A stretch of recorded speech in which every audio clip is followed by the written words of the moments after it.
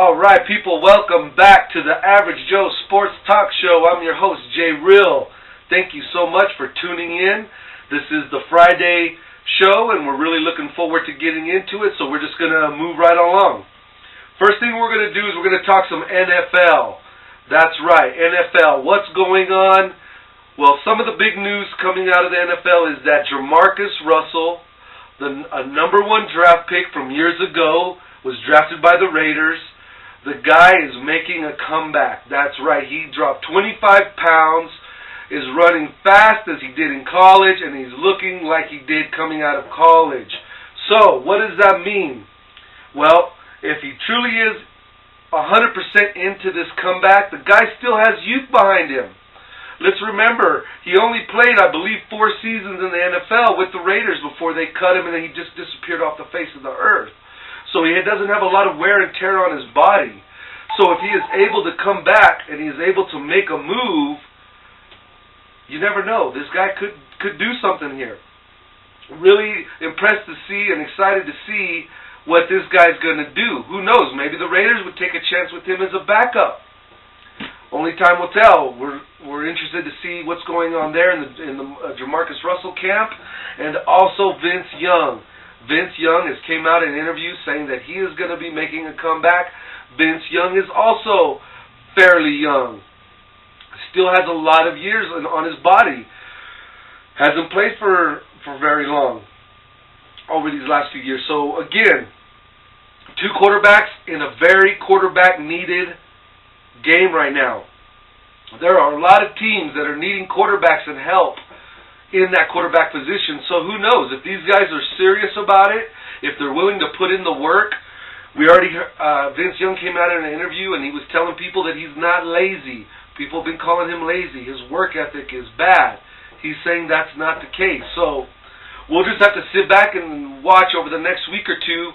Don't be surprised if you see these guys in someone's camp this season. We'd be interested to see where it is and who's willing to take a chance. You never know. Okay, also, in NBA news, Tom Brady was having workouts at the campus of USC. He was working out with some of his receivers, and then the next thing you know, he is throwing the ball around with Terrell Owens. That's right. They're throwing the ball back and forth.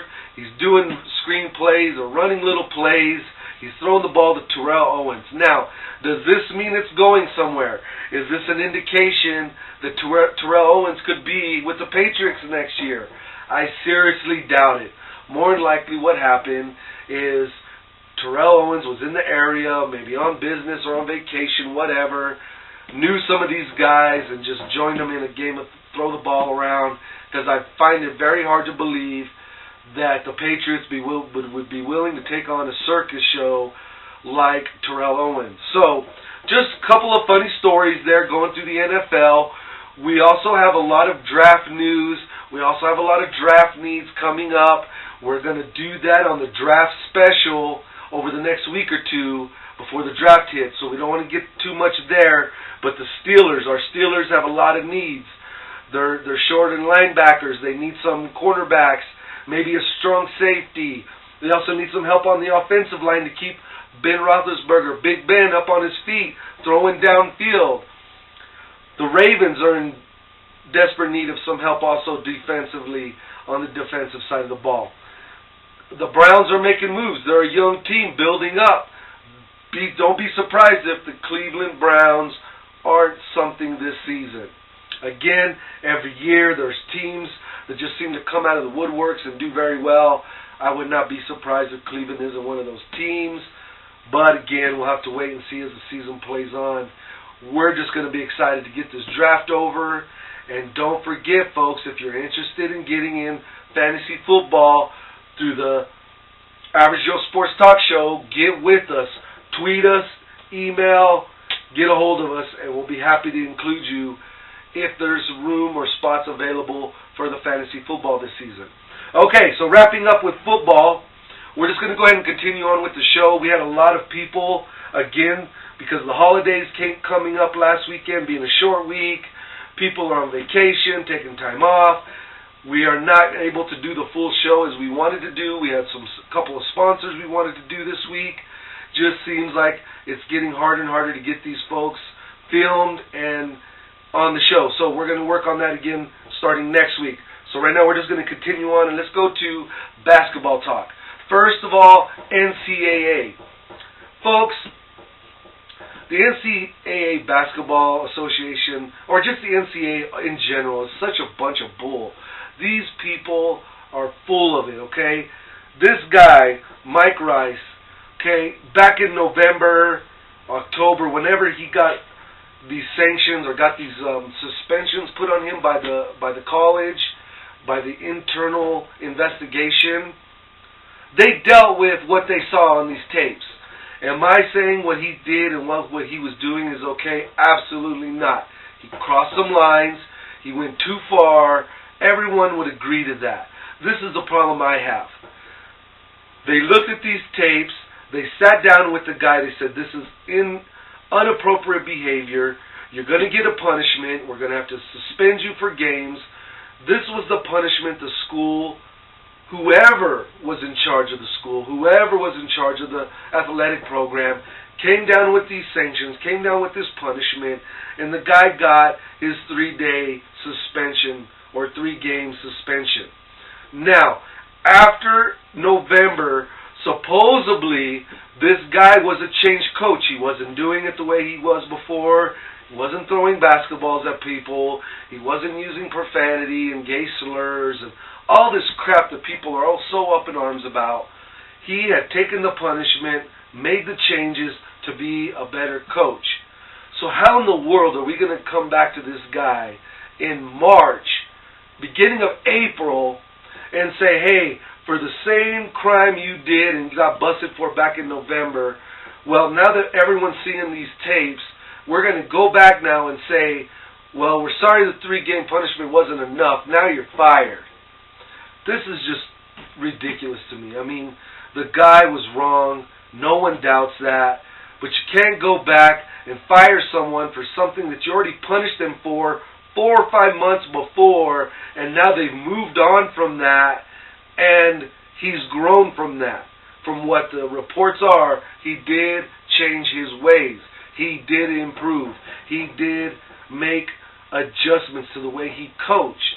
So if he did that, how are you going to go back 5 months later and fire the guy? This school are a bunch of cowards. They're a bunch of deadbeats for not standing up and saying, hey, we saw what we thought was very intolerable and very crude behavior from one of our coaches to our student athletes. We told him it wasn't acceptable. We punished him with what we felt was appropriate. Now he's grown and moved on and learned, and we've moved on from this. You folks can look at these tapes and cry. You folks can look at these tapes and be little babies about it. That's fine. But we've already dealt with this. It happened months ago. We've moved on. But no, instead, what do? They tuck their tails, fire their coach a day after these things come out, and just basically even make themselves look more worse than what they would have looked like if they would have just stood up and said, yes, this behavior, on and on, as we already mentioned before, and just stuck by their guns, stayed by their coach, if he was making the progress that he needed to make. Now, if he's still throwing balls at kids and still being physical and still being very belligerent and very using profanity towards them, then okay, then you make another assessment and you punish for something new, not the same thing that happened 5 months prior. This whole thing is just weird to me. I'm not saying that coaches should call kids gay names and gay slurs or whatever he was doing. I haven't watched the full tapes on this. I saw bits and pieces of it. Yes, this guy's screaming like a psycho and acting like a complete bully. But, folks, if you've been in any kind of athletic events, any athletic sports, from coach to coach to coach, everybody has similar ways of dealing with kids. We go through athletics. We deal with coaches.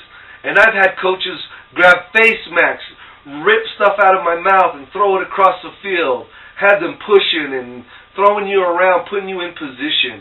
That is the way athletic coaches are. Now again, I'm not okaying physical abuse. I'm not okaying verbal abuse. But once you open that door to where coaches can't coach the way they need to be efficient, again, they don't have to be physical, they don't have to be so verbal, but it's just, to me, walking a thin line here. This guy was wrong. They made the corrections. They brought it to the attention. He was making the changes he needed to. So to go back to this, to me, isn't that going to tell all coaches that if you have video of you yelling and screaming at somebody that you might get fired? I don't know. I guess time will tell. The guy was wrong. We all know that. Again, for the umpteenth hundred time, we've heard about how wrong this guy was. I personally don't think he should have been fired. I think they suspended him. The punishment was given out. He made the corrections he needed to. They should have stood by him, in my opinion. If they're not going to fire him back then, they should have stood by him today if he was a better coach, as they have been reporting that he would make changes. So, Rutgers, you guys are in a big heap of mess over there. Now they're crying for the director and the president of the school to resign. Give me a break, people. This is just stupid. I'm not even going to talk about it anymore. This is how stupid this whole thing is. We're just going to move on.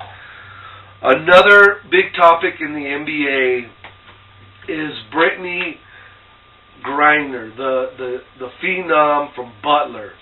She's 6'8", she's young, she's athletic, she has a lot of talent, and supposedly she's supposed to be trying out for the Dallas Mavericks.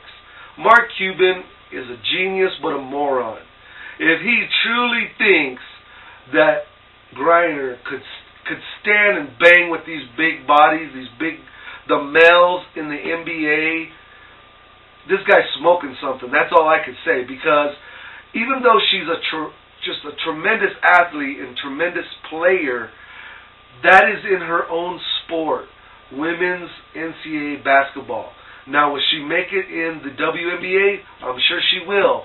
But it's completely different than trying to put her up with the males in the NBA. I mean, this is just the most ridiculous, gimmicky thing that anyone could ever do. And Mark Cuban would have to be a complete moron to think that it has any validity to it, the story. Is there any meat behind the story? I would say absolutely not. I would not pay $5 to see this girl go into an NBA game and just get beat down by the other NBA players. There's so many things wrong with this. There's no good that I think could come out of any of this. It's ridiculous, and it makes no sense. Hopefully that they'll just let her go on to the WNBA, be a huge success over there, and not try this gimmicky stuff here with, she's going to try out for the Dallas Mavericks. Only again, time will tell. No one has a crystal ball to see if this is going to be a reality or not. But to us, here at the Average Joe Sports Talk Show, we just want to say, keep it real, Griner. Stay in your own sport. Please don't cross over and embarrass yourself. We don't want to see that. So that's it, folks. That's our quick little show. We're going to go ahead again. Player Zone, thank you. You can go to RiodosoMidtown.com, click on the Merchants tab, go right to the Player Zone, or you can check them out on Facebook. That's right. Check them out on Facebook. And then Average Joe Sports Talk Show. Hit us up on Twitter now, at Average Joe Sports Show or at JReal.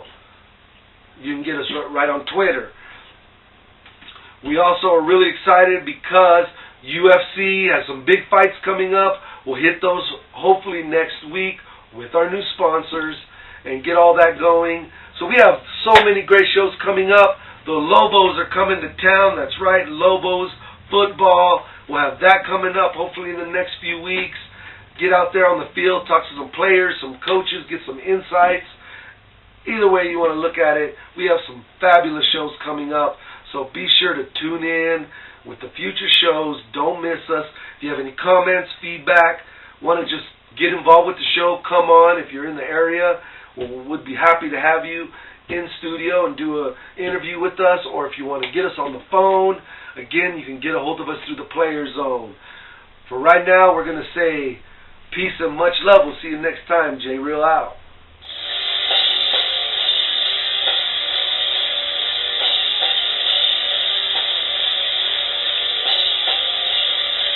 J Real.